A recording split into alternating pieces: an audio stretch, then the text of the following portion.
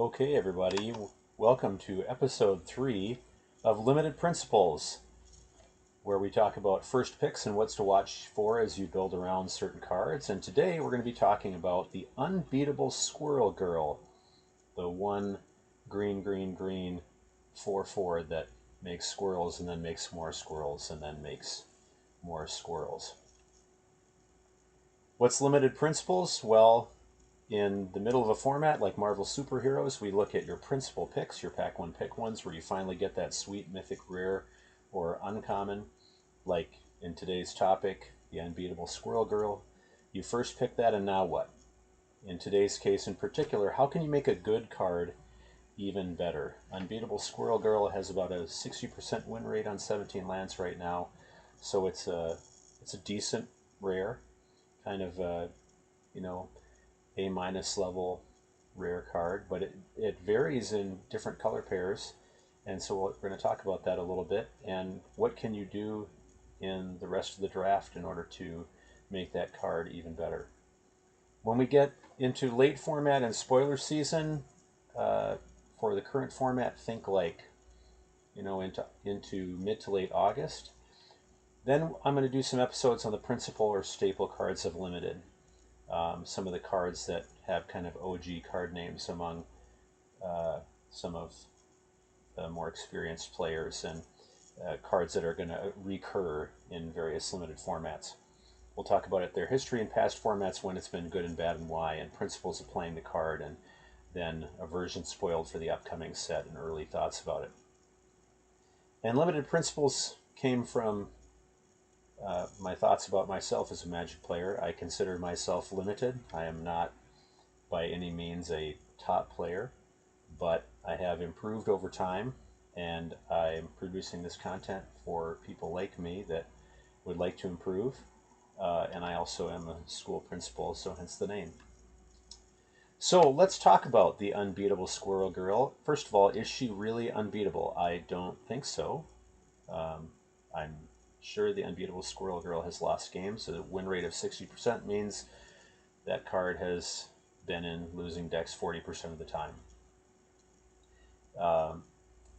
And you can see that the triple green cost is one of the things that you have to account for, obviously.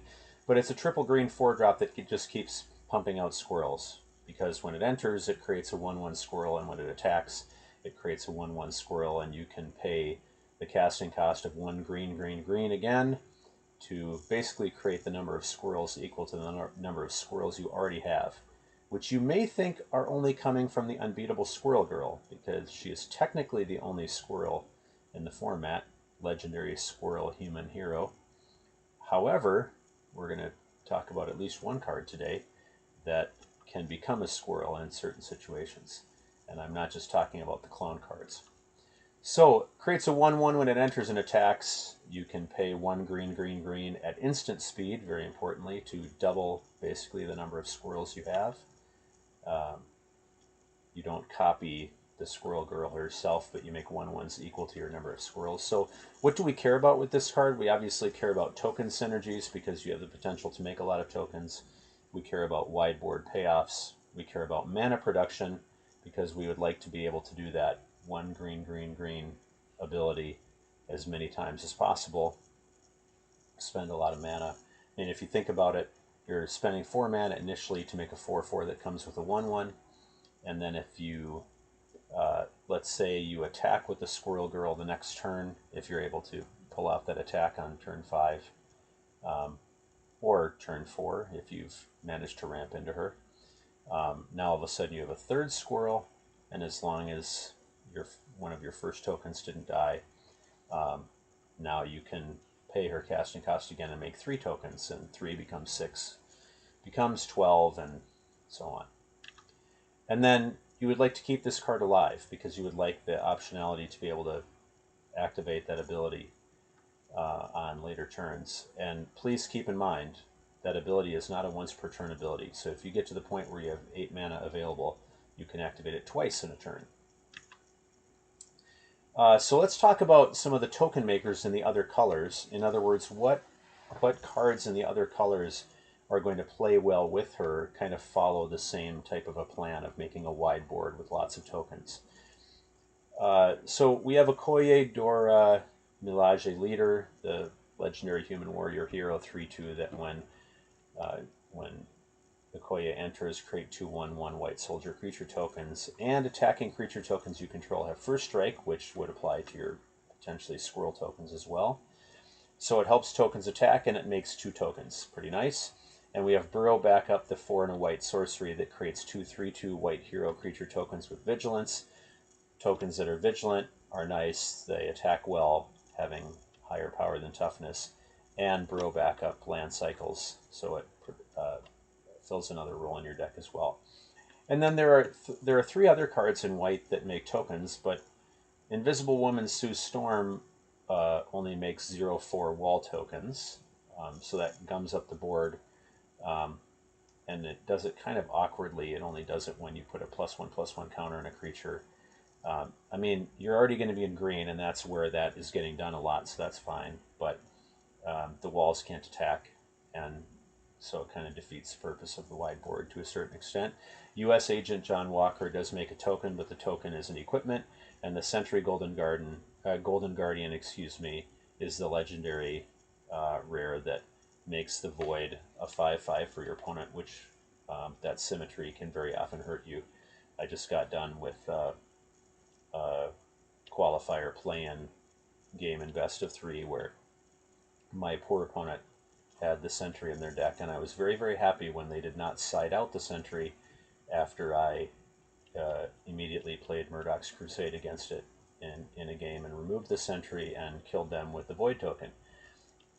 I was very happy to see it recur in a later game. So those are, you care about the quantity and the quality or the type of token makers in white.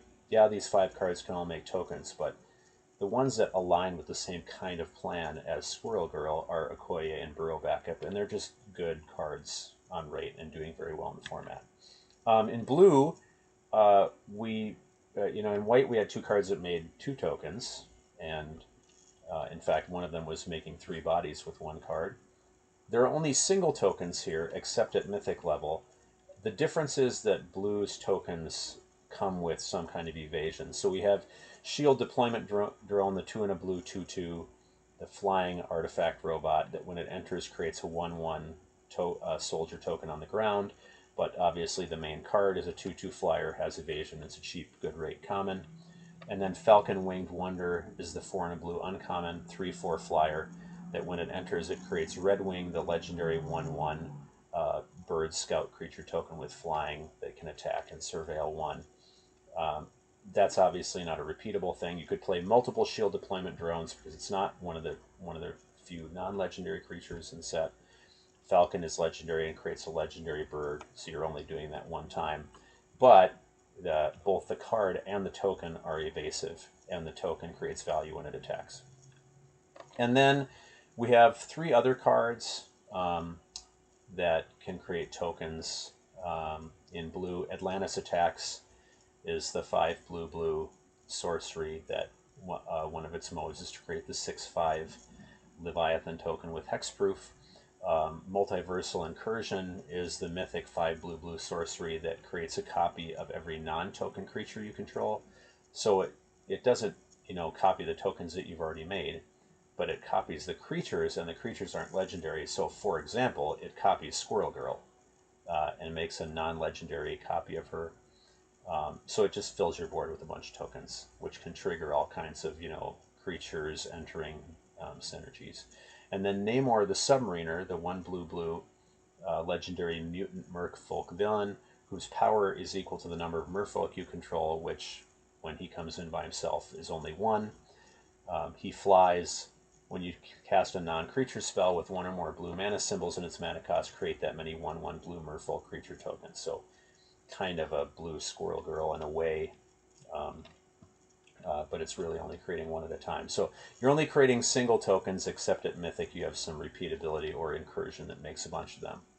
Your token makers in black are going to be making 2/1 villain tokens almost exclusively. There's actually lots of ways to do that in black, but a lot of them are like death triggers or very conditional triggery kinds of things. What I care about here is the things that are going to make token on ETB, like Unbeatable Squirrel Girl does. Because if our deck has synergies that play off of like creatures entering, we'd like to trigger that 2 times or 3 times or something. So at common, we have Hydra Troopers, the 2 and a black, 3/2 human soldier villain. When it enters, you create a tapped, that's an annoying word on that card, comes into play many times, but when it enters, you create a tapped 2/1 black villain creature token with menace if there are 2 or more creature cards in your graveyard, otherwise mill 2 cards. So it's situational, but a lot of times you can fairly reliably trigger that. I would say, in my own experience, I see it happen about 75% of the time when you play the card. And obviously it plays well in multiples. It's not a legendary, so the first one mills 2 cards. Maybe that causes you to get 2 creature cards in your graveyard, and then the next one you play is making a 2/1 villain. And you know, when you're paying 2 and a black and you're getting a 3/2 with a 2/1 body, even though the 2/1 is tapped, it's a pretty good rate. Madame Mask is a card that's been performing very well in black, despite the color not doing all that great overall. The 4 and a black 3/2 legendary human villain. When Madame Mask enters, she connives, which draws you a card as part of the connive ability. And then when you draw your second card each turn, create a 2/1 black villain creature token with menace, which means Madame Mask is always coming in as a 3/2 with a 2/1. And then obviously that's repeatable, because if you can pull off drawing a second card on future turns, you can make more 2/1s. Madame Mask has been performing very well. And then Doctor Doom, I mean, it's a mythic. It's arguably the best card in the set. Doctor Doom, the 4 black 3/3 at mythic, human scientist villain. When Doctor Doom enters, create 2 3/3 robot villain artifact creature tokens named Doombot. And as long as you control an artifact creature or plan, Doctor Doom is indestructible and draws you a card and lose a life. I mean, if you have Doctor Doom available in your draft, you take it and you smile. Creates a little bit of a difficulty that Doctor Doom is double black and Unbeatable Squirrel Girl is triple green.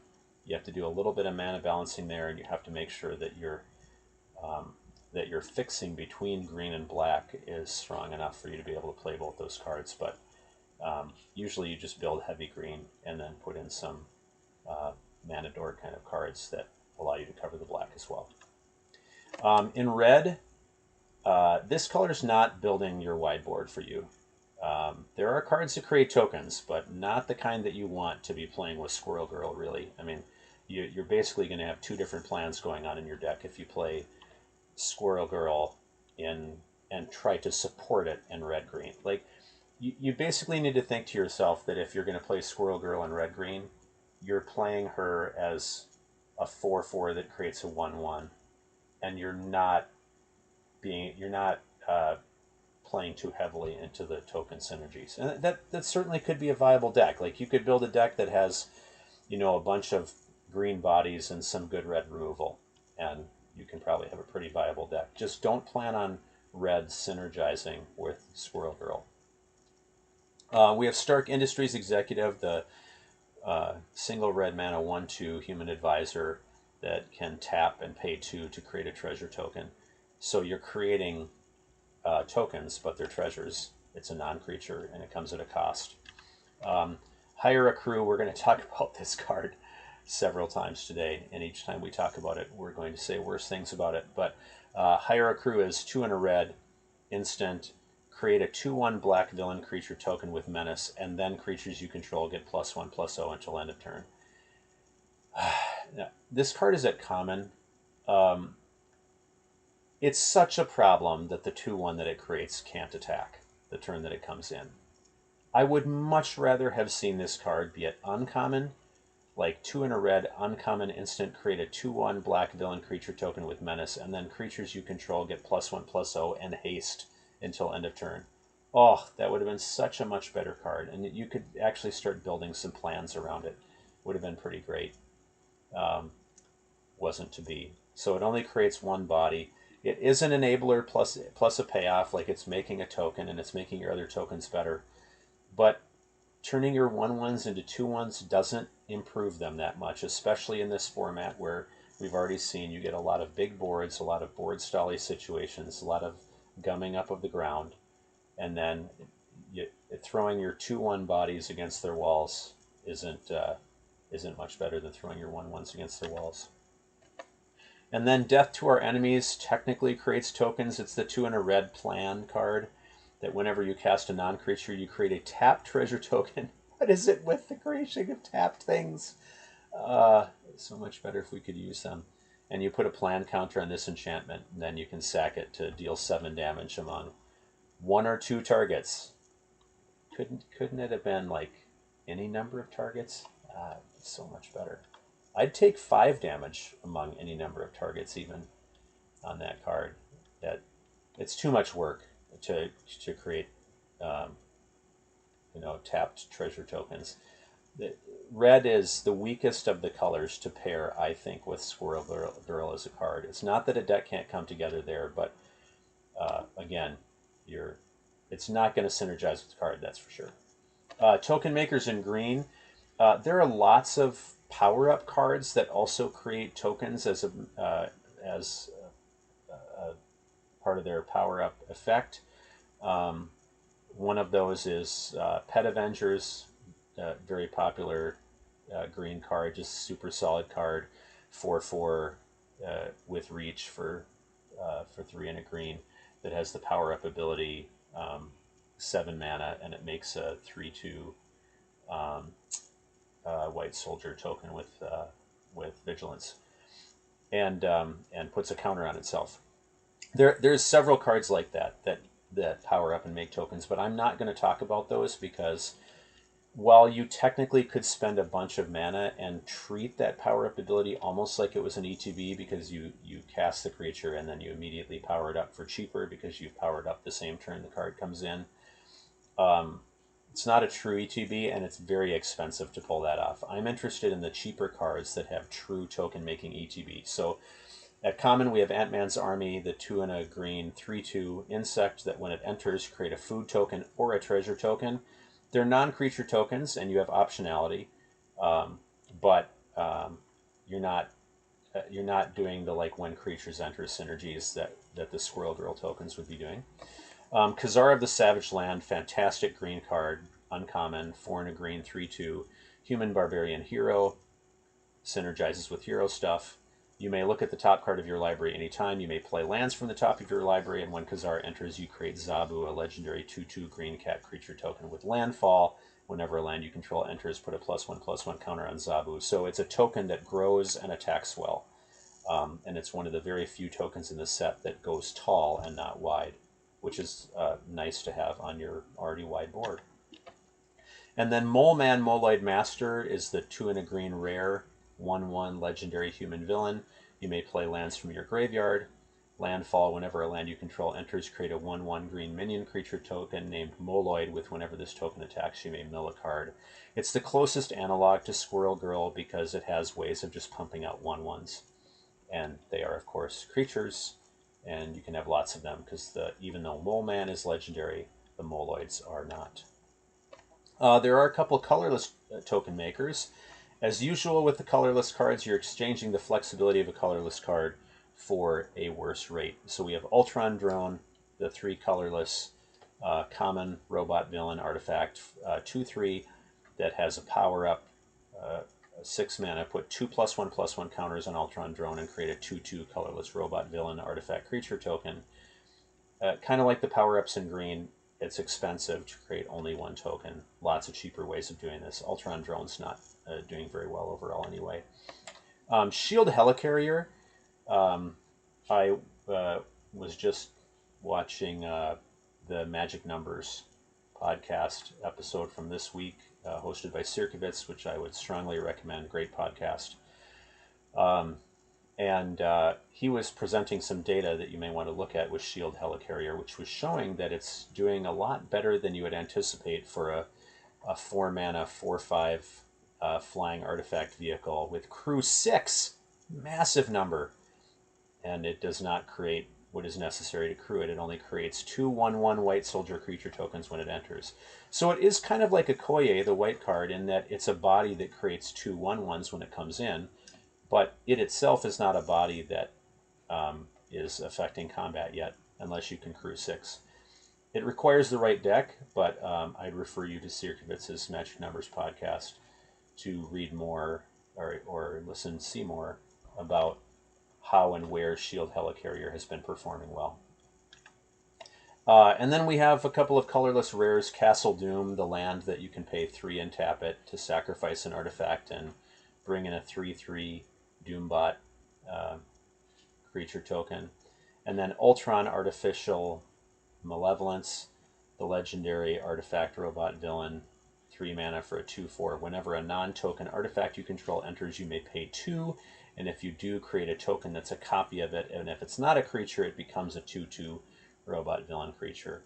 A lot of hoops to jump through. Ultron has not been performing very well in this format.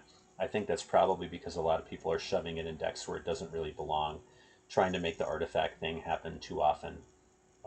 You just need repeatable artifact entry. Like, it actually plays pretty well with the Stark Executive red card that we saw earlier, because that can just pump out treasure tokens, for example. Even plays well with, like, Ant-Man's Army, which just brings in a non-creature, and then Ultron allows you to make a creature token as well, which is kind of cool. There are lots of token makers in multicolor cards. I'm picturing some of them here. I'm not going to read out every single card, but I will read out the ones that are the best. We have Ant-Man Colony Commander. That's the 1 green-blue uncommon. Madam Hydra, the 2 black-red uncommon that makes villain tokens whenever a villain enters. And then Black Panther Vanguard. This one I will read out fully. The 2 green-white legendary human warrior hero, 4/4. Whenever another non-token hero you control enters, choose one. Either create a 1/1 white soldier creature token, or creatures you control get +1/+1 until end of turn. And that optionality is really sweet. It allows you to either make your board wider or strengthen your already wide board. So that's a really great card. It's not going to trigger over the squirrels that enter, because the squirrels aren't even heroes and they're tokens. But the point is, if you're already making a wide board with the Unbeatable Squirrel Girl, then Black Panther Vanguard can just do the creatures you control get +1/+1 for every card you're playing out of your hand that's a hero. So each one of them is doing a part of the job, kind of. We also have the Astonishing Ant-Man. That's the green and a blue rare. Avengers Under Siege. That's a card you have to be careful with Unbeatable Squirrel Girl. We're going to talk about that later. And then you have Alien Invasion, the 1 red-red-green enchantment. At the beginning of combat on your turn, create a 1/1 red alien creature token with haste, which attacks each combat if able. Put a +1/+1 counter on it for each invasion counter on this enchantment, and then put an invasion counter on this enchantment. So if you play Alien Invasion on your first turn pre-combat, it makes a 1/1. The next turn it'll make a 2/2. The next turn it'll make a 3/3. And those tokens don't die at the end of combat. They stick around unless they're, like, blocked and killed. So it's just another way of churning out tokens and creating a wide board that your opponent has difficulty dealing with. That's a card that would make a decent red-green plan along with Squirrel Girl. Like, it kind of synergizes with it in that it's pumping out tokens. Squirrel Girl's pumping out tokens. Your opponent would need to find ways of dealing with one or either of them. And then the Coming of Galactus, fantastic card. 2 black-green, Saga at Mythic. Chapter 1, destroy up to 1 target non-land permanent.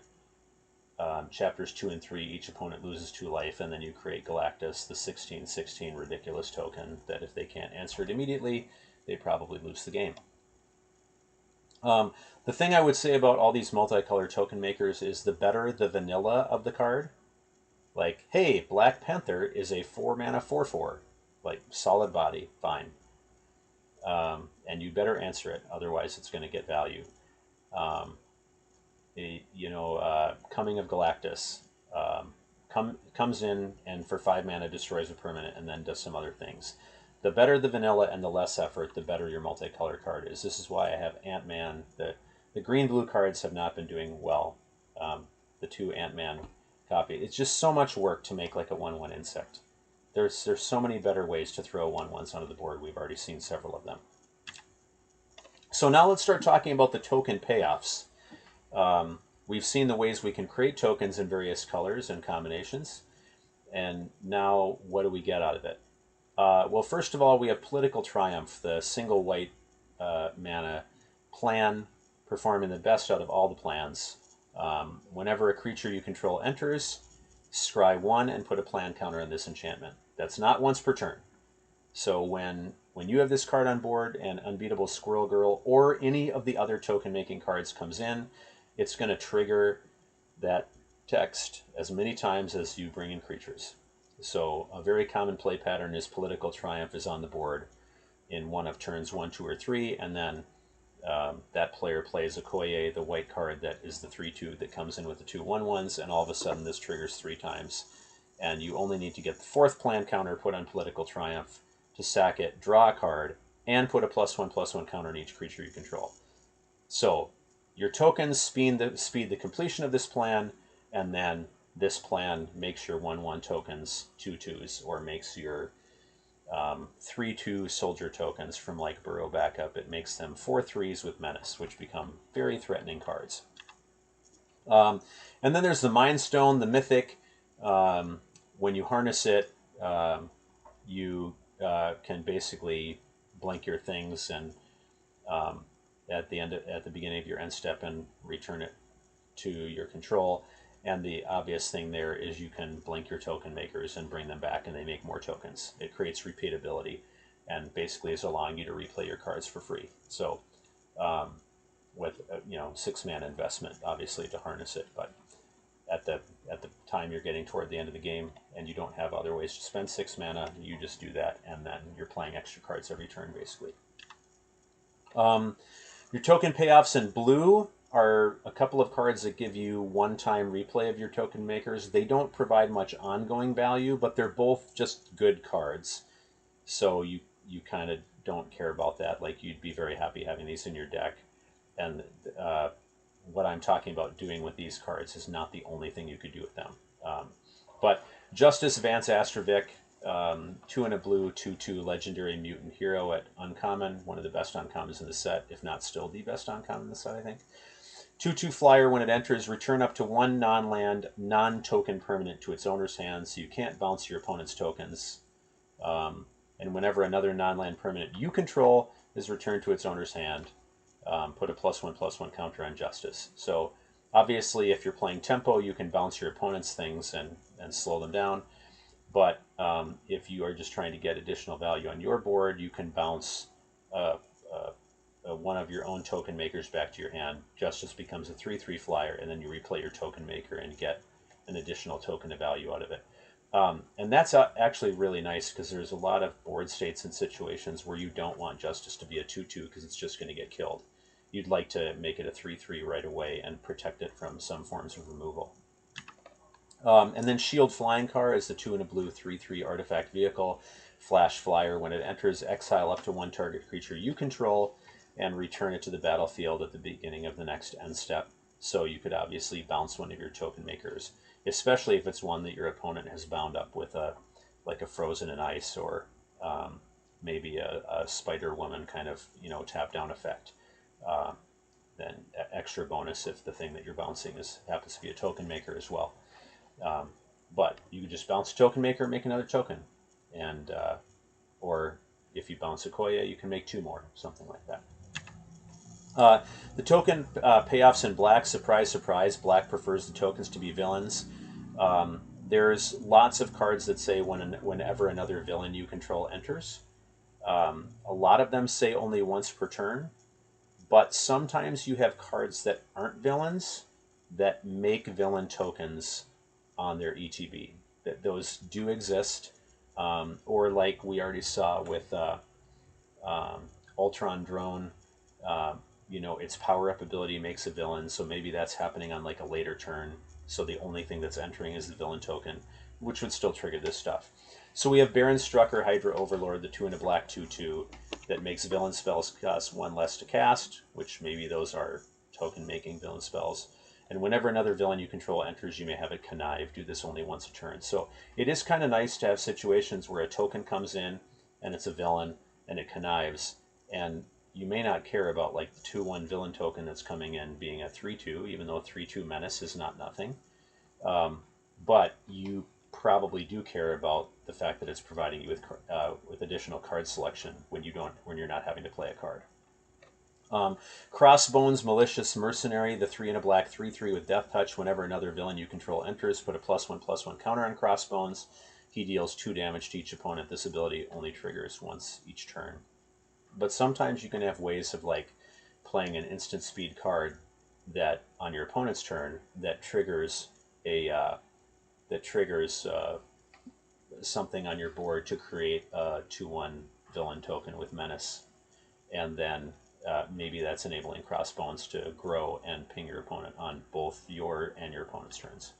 Doom Reign Supreme is the 1 and a black rare plan. Whenever a villain you control enters, each opponent loses 1 life and you gain 1 life. Put a plan counter on this enchantment. And then at 5 plan counters, Doom Reign Supreme lets you exile the top 5 cards of your opponent's library and cast up to 2 spells among them without paying their mana cost. Similar to what we saw with Political Triumph in white, although this card takes more work to pull this off. Like if you have a villain that comes in and makes a villain token, like the 3/2 we saw earlier, the 3/2 common in black, then that's going to trigger Doom Reign Supreme twice. So you're going to drain for 1 twice, and it's going to speed the plan completion, and that's all very nice. So Doom Reign Supreme plays well with villain token makers. Swordsman Sharp Scoundrel, 1 and a black 2/2. Whenever another villain you control enters, attach up to 1 target equipment you control to target creature you control, and then equip creatures connive. I list this card because it's got villain entry text, but probably you played a villain that made a villain token or something, and so the first body probably already did the trick here. This is a very weak synergy. Lastly, we have Yellow Jacket, Heartless Marauder, the 1 and a black 1/2 flyer. Whenever another villain you control enters, Yellow Jacket gets +1/+0 and lifelink until end of turn. And so if you're making tokens, again, the multiple bodies are gonna trigger Yellow Jacket multiple times. So becomes a 2/2 with lifelink, 3/3 with lifelink, maybe a 4/4 with lifelink if you've got a lot of mana going. So there's quite a bit to be said here. Again, the squirrels aren't villains, but if you're playing green-black, the point is you may already have been building in some token synergy for Squirrel Girl, cards that play well with token makers and keep token makers alive, and then that allows you to have kind of a parallel plan in villains that are not doing exactly the same thing as the squirrels, but they can use some of the same synergies. Token payoffs in red. Red wants villain or artifact tokens. It has better payoffs than it does enablers, that's for sure. Hydra Assault Robot, 1 in a red 1/3 artifact robot villain. Whenever another villain and or artifact you control enters, this creature deals 1 damage to target opponent.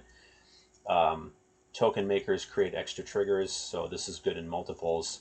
Of course, the white cards are not creating villains or artifacts, and the Squirrel Girl is not creating villains or artifacts. So again, red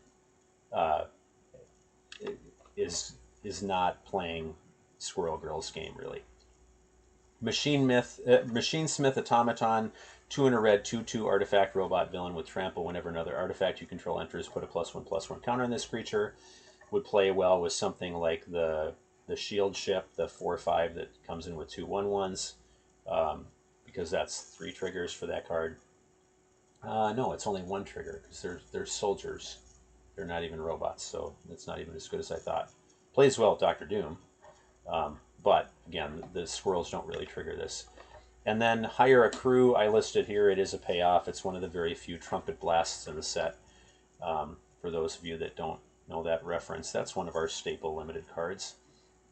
Trumpet Blast was one of the original cards in red that basically pumps the power of your team. Anyway, Hire a Crew is the one that creates the 2/1 black villain token with menace that can't attack the turn it comes in, and then creatures you control get +1/+0 until end of turn. Token payoffs in green and colorless. How fitting. Green can make insects because Ant-Man exists, and so we're looking at a picture of a cricket. Can you hear the crickets? Because there are not any real token payoffs in green or colorless cards. Lots of ways of making tokens in green, though, and some in colorless.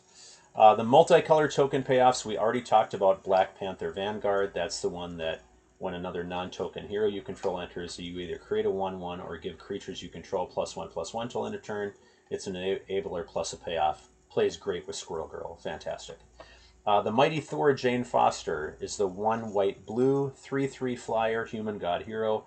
Whenever Mighty Thor attacks, exile up to 1 target non-token artifact or creature and then return that card to the battlefield tapped under its owner's control. So you can bounce Squirrel Girl, and then Squirrel Girl comes in and makes another 1/1. It's a great card to play with Mighty Thor. Now, Mighty Thor does not touch green, so maybe you're playing green-white and you splash blue for her. Maybe you're playing green-blue and you splash white for her. But Mighty Thor blinks token makers in general. Pretty nice. And then there are 3 sack outlets that touch black that want to sacrifice creatures.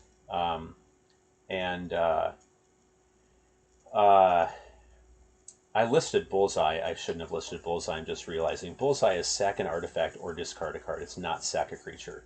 So please ignore that I have that on screen here.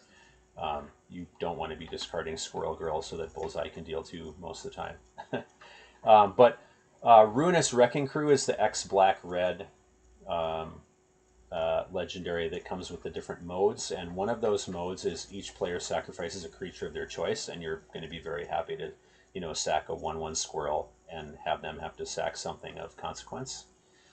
And then Killmonger Scourge of Wakanda is touching green, so you're going to love to play that with Squirrel Girl, because when Killmonger enters, you may sacrifice another creature. When you do, destroy target non-land permanent an opponent controls. I have screwed up that text so many times myself. Like, I've destroyed what I think is the best creature on my opponent's board, and then afterward I've kicked myself because I could have destroyed their web up, could have destroyed their frozen in ice, whatever permanent they have that's like binding up one of my good things. And I need to pay more attention to that.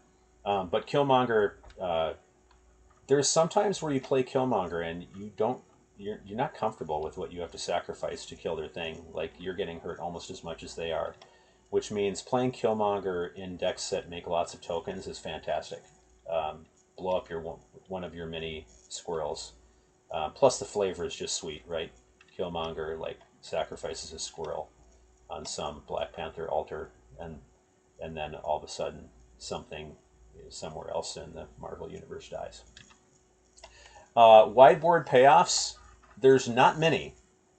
There's not many ways to kind of buff or have fun with a wideboard, but the good ones all touch white. And so, of course, the first card that I list here is not white. It is Hire a Crew, which we have now seen for the 3rd time. But the thing I want to emphasize about this card, I tried to make this work a couple of times as my 23rd card, and it did not. It didn't work. And so it's unsurprising. That's the 2 in a red instant, right, that gives +1/+0. I would like to emphasize to you, this is currently literally the worst common in the entire set. It is literally number 90 out of 90, according to the data. There's not a worse common in the set. Does that mean there's not a deck somewhere where Hire a Crew, it synergizes and does well and can be okay? Look, fine. It's got a 45% win rate. It's really bad. 90 out of 90. Please, that's my takeaway for you about Hire a Crew. Just because it's appeared on 3 slides does not mean you should play the card. I just try to be thorough in my research. Political Triumph, we already talked about. It takes time, but it's an enabler plus a payoff. That's the white single mana plan. That's going to put a +1/+1 counter on each creature you control, which happens quickly when you're making lots of tokens. Black Panther Vanguard, we talked about the 4/4 with optionality. Origin of the Avengers is the 1 in a white rare saga that Chapter 1, Scry 2. Chapter 2, you may put a hero creature card with mana value 3 or less from your hand onto the battlefield, and if you don't, draw a card. Unfortunately, the token makers we saw in white, even the wonky ones, none of them are mana value 3 or less. They are all mana value 4 or more. It's almost like someone designed this set. But Chapter 3 of Origin of the Avengers is put a +1/+1 counter on each creature you control. So, you can scry 2, and maybe you already have the hero creature card in your hand that you are happy to play for free in Chapter 2. And so when you scry 2, what you can do is you can move a token maker to the top. And maybe if you're not playing Origin of the Avengers, let's say on turn 2, maybe if you're playing it on turn 3 or turn 4, then you can play a token maker when this saga is hitting Chapter 2, and then in Chapter 3, all those bodies get buffed. And then Superhero Civil War, I've heard this card is good. It is technically a wide board payoff because Chapter 2 of that ridiculous game-breaking saga, the 3 red-white rare, is that creatures you control get +1/+1 and gain vigilance until end of turn. So it's not a permanent pump, but almost always when that chapter hits, whoever has Civil War is attacking for a Jillian. Some wide board Nambos you should be aware of. Watch out for these on both sides of the board. The Unbeatable Squirrel Girl is unfortunately beaten down pretty badly by MODOK, the 3 black 2/2 mythic artifact villain with flying and lifelink, because that bottom line of text, creatures your opponents control get -1/-1. It is nice that it's not symmetric. So, but the reason I say watch out for these on both sides of the board is you need to be aware of play patterns that can happen fairly frequently in this format. Like, you're playing black-green, and you have Squirrel Girl and MODOK, and you're like, haha, and you play MODOK, and then your opponent says, haha, right back to you, and plays Superhero Civil War and steals MODOK, and then all of a sudden all your squirrels are dead. MODOK can often be spelled MOTOK with a T in the middle, standing for Munches on Tokens. Just be aware of that card. It like answers all the squirrels that you've painstakingly made, which is why pumping them and putting counters on them is a very nice thing. Avengers Disassembled. Even though red doesn't play well with Squirrel Girl, it plays awfully well against it. 1 red sorcery, choose one or both, and one of the modes is deals 3 damage to each creature. Fortunately, it doesn't kill Squirrel Girl outright because she's a 4/4, but it does obviously kill all your 1/1s and just about every other token we've looked at in the set, including the 3/2 vigilant tokens. And then Avengers Under Siege, I mentioned that we would talk about this saga again because it can be a Nambo on yourself. You got to watch out for this. The 2 black-red rare saga. Chapter 1 is nice. It creates 2 tokens. 2/2/1 black villain creature tokens with menace, but Chapter 2 deals 2 damage to each non-villain creature. That is symmetric on both sides of the board. The squirrels, despite being rodents that can sometimes be annoying in your yard, are not villains, and so they will die to this saga, and you'll be sad if you kill yourself with Avengers Under Siege in that way. But if you can manage to play around that dance a little bit, and you manage to have the mana to pull this off, it is a really good card and performing well in the format. You just need to realize that it anti-synergizes with your squirrel tokens. If we have this card in the Unbeatable Squirrel Girl that's 1 green, and we would like to be able to use that ability again and again and again, then we love us some 1 green mana production, right? So starting with Undercover Scroll, the 1 and a green 1/1 shapeshifter villain. Please pay attention to the word shapeshifter, because you need to keep in mind that Undercover Scroll, once you have 2 creature cards in your graveyard, is all creature types. That has got to be one of the most forgotten lines of text in this whole format, because people look at Scroll and they say, hey, it's a mana dork, it makes 1 mana of any color, and hey, when I get 2 creature cards in my graveyard, it becomes a 3/3. Yes, and it also becomes a hero, and it becomes a squirrel, and it becomes a robot, and it becomes an artifact creature, and it becomes a whatever you want. Right? So the fact that Scroll becomes a squirrel means, think about this play pattern. You play Scroll on 2, and then on turn 4, Scroll allows you to ramp out Squirrel Girl, and you now have Squirrel Girl plus a 1/1.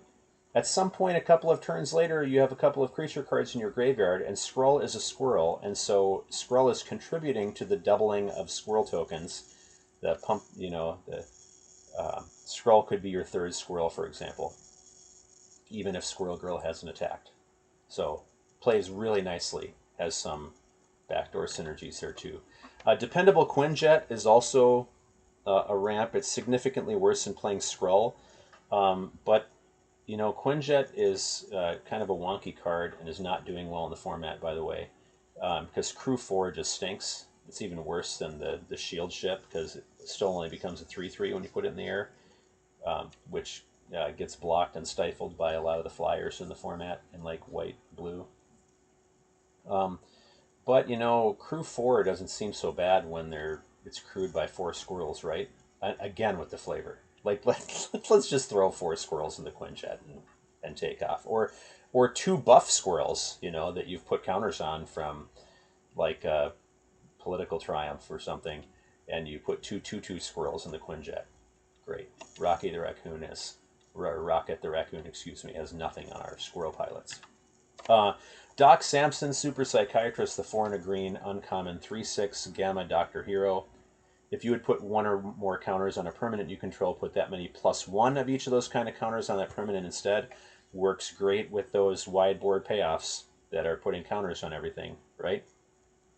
Now it's 2 counters on everything. But it's a really nice turn 5 follow-up to Squirrel Girl or turn 4 if you're ramping, even better, because Doc Samson taps to add X mana of any one color, where X is Doc Samson's power. So even if you have not buffed Doc Samson somehow, and it's pretty easy to buff the Doc by putting like, the shield, what is it, shield supply kit, like the 1 mana white equipment that just gives +1/+1. That would make Doc a 4/7, and then all of a sudden Doc could tap to create the 1 green, like create 4 green mana that you need to just power Squirrel Girl. Very nice combination. And then Shang-Chi, Master of Kung Fu, the 1 and a green, 2/2 mythic. You may activate abilities of creatures you control as though those creatures had haste, which means Squirrel Girl can do her thing right when she comes in. Well, it's fine. She can anyway. It's not a tap ability. But Shang-Chi's text applies to himself. Tap to add 2 mana of any one color. Spend this mana only to activate abilities of creature sources. So if you play Squirrel Girl and then you play Shang-Chi on a later turn, Shang-Chi basically replaces his own mana if you use it to power Squirrel Girl. Some other useful tools. Baxter Building cleans up your mana, so if you're having trouble getting to the triple green on an early turn, Baxter you sacrifice a land's ability to do that, because you have to tap Baxter Building, so you're really tapping 5 lands to create the 4 mana you need. But, Squirrel Girl costs 4 mana, and Squirrel Girl's ability costs 4 mana, and Baxter Building creates 4 mana in any combination of colors, filtering 4 of your mana, so it cleans things up. And it's draw a card only if you control a creature with toughness 4 or greater. Works nicely because Squirrel Girl has toughness 4 or greater. So they play well together. Echo Perceptive Prodigy. Prodigy, my gosh. It's getting late. Echo Perceptive Prodigy. 2 and a blue, 1/4. Legendary human hero in blue at uncommon. With vigilance and don't sleep on this. Pay 1 and tap. Copy target activated or triggered ability you control from a creature source. You may choose new targets for the copy. Pay 1 green, create a bunch of squirrels. Tap Echo and pay 1 and do that twice. And it's double it and then double it again. That's really nice combination.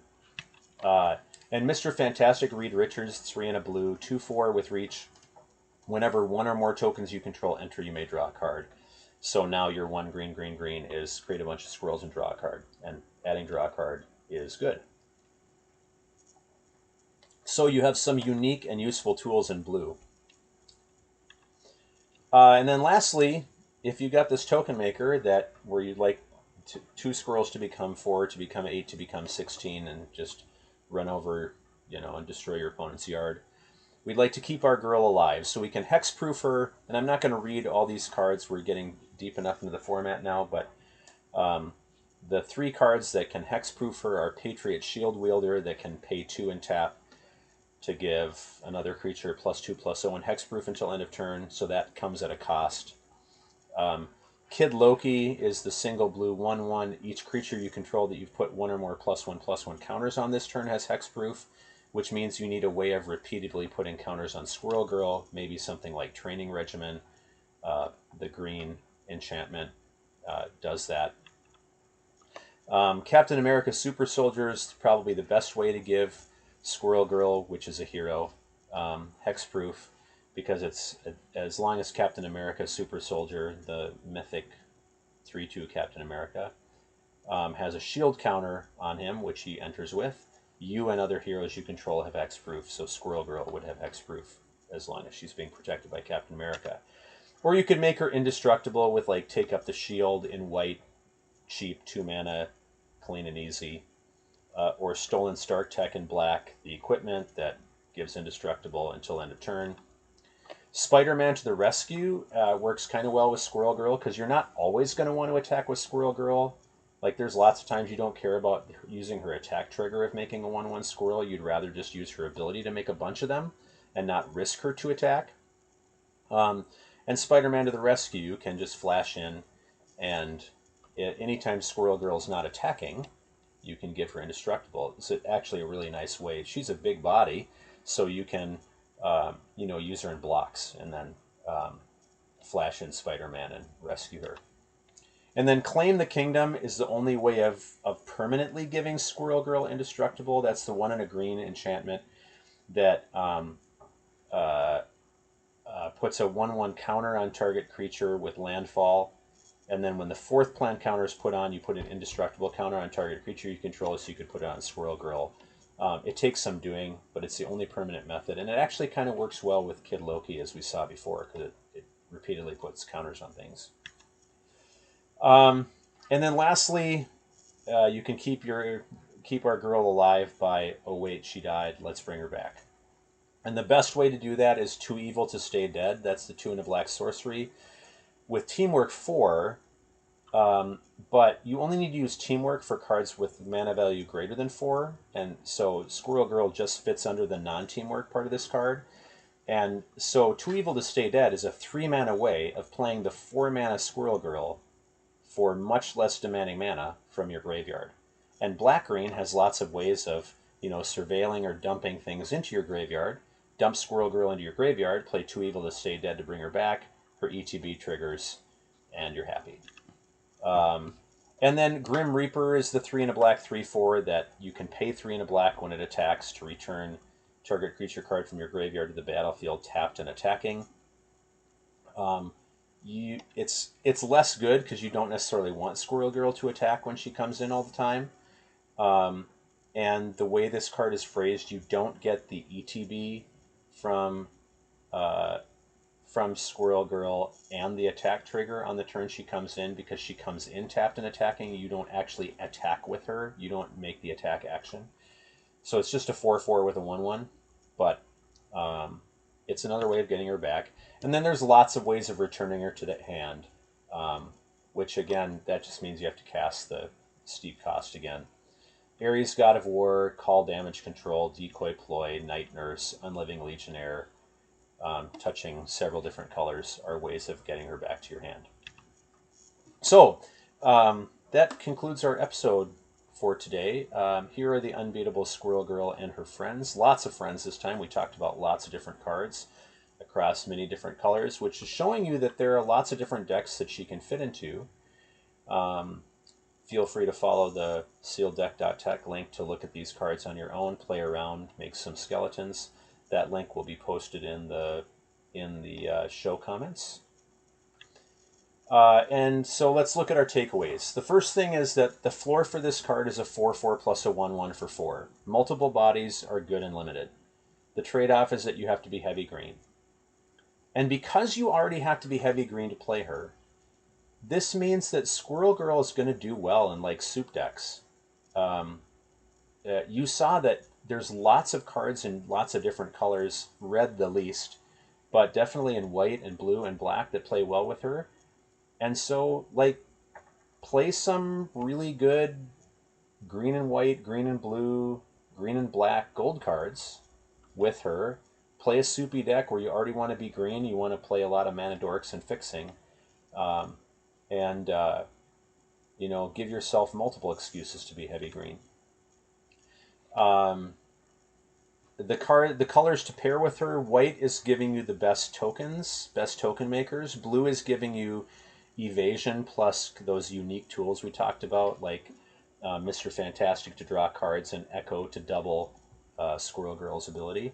Black is giving you recursion plus villain stuff. And I want to note here that in the last week of the Marvel Superheroes format, black-green is the top color pair in the format. It's slightly outperforming white-blue. And I think, you know, you can imagine it's because black and green are more open because white and blue are getting hammered. But that's one of the reasons I wanted to pick this card for this week, because the green touching decks are performing really, really well in the wake of the first couple of weeks of the format now. Even when you're building around this card, you need more than a one-card plan. Don't cause Unbeatable Squirrel Girl to be like this card at the bottom of a house of cards. The whole thing comes tumbling down if they kill her. You're not going to be able to protect her perfectly. Like, your opponent's going to answer this card sometimes. So, do you have ways to bring her back? Great. If you don't, make sure that your deck has other ways of pulling off the plan, or you know, Squirrel Girl is just like one of the threats that they have to answer, and then you say, all right, your opponent, it's a must-answer card. It can't just sit there and accrue value all game. So your opponent has to answer her at some point. And once they do, maybe they've used their removal on her, and all of a sudden you're playing some other bomb later that they can't answer now, or can't answer as nicely. And remember that Squirrel Girl's ability is at instant speed, and I should have also put here, and can be done more than once per turn. So you can like make a bunch of dorky squirrels to chump block your opponent's ground stuff, or to create an extra blocker to double block something. It's kind of fun. Look at her flavor. We're here to eat nuts and kick butts. Wow. So kick some butt with Unbeatable Squirrel Girl. Thank you very much for watching our third episode. New episodes every Friday. I did technically record this on Friday. I'm sorry that many of you are not going to see this until Saturday, but some life happened, and so there are more important things in Magic, believe it or not. And so I'll try to get back onto early Friday release next week. That's my goal every week. But thank you for watching or listening. Please like and comment and subscribe on YouTube. That's where I'm trying to collect most of my comments for now. We're getting to the point now where I've done enough of these and kind of set the pattern. If you have a particular pack one, pick one, or build around, or rare, or mythic uncommon, or something like that you'd like to see me do an episode on, please please drop a comment onto one of the channels here, onto the YouTube video, or into our Twitter, our X account, or into our Blue Sky account that are listed here. On Twitter and X, for those of you that are listening, we're at limited_P1P1. And on Blue Sky, we're at limitedprinciples, PALS.bsky.social. Feel free to drop comments there if you'd like to recommend or request a particular card for us to focus on and build skeletons around on an upcoming episode. Thank you very much, and we'll see you next time.